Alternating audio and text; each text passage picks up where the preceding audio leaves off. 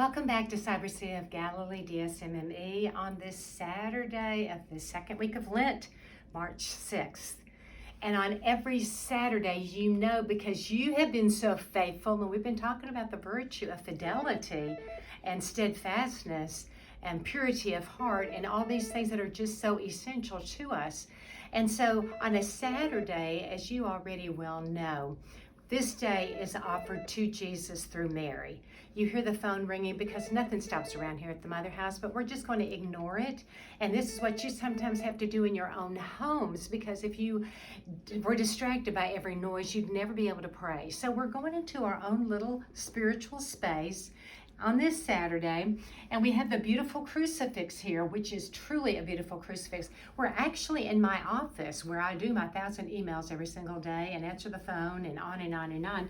But on a Saturday, we think of Mary. Now, as we look at this beautiful painting that was done in Poland, then we see the love, it's the Virgin of Tenderness, and we see the love of Mary for her son Jesus.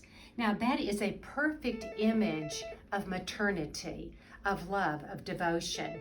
And in so many ways, if you were a man, I would say, look at this image too, because you're going to learn how to love a woman through this image, that her greatest, deepest part of her heart is to give itself away to another.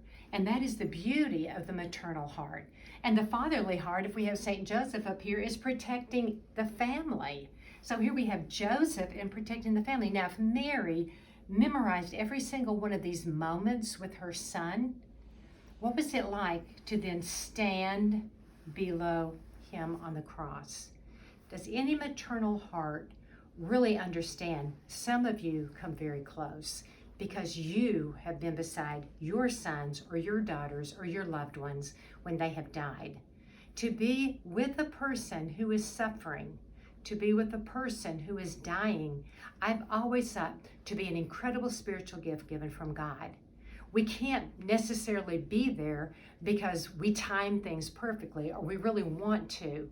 It happens as a gift. Sometimes we can anticipate it and we can be present. Other times we can't. But I know I have been at the deaths of many sisters as well as my parents and other loved ones.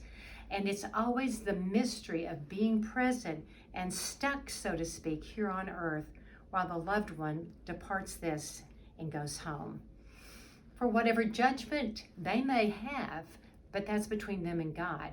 My role is to love them and to pray for them. So during Lent, we think of the souls in purgatory very specially, and we have a very special closeness with those souls in purgatory.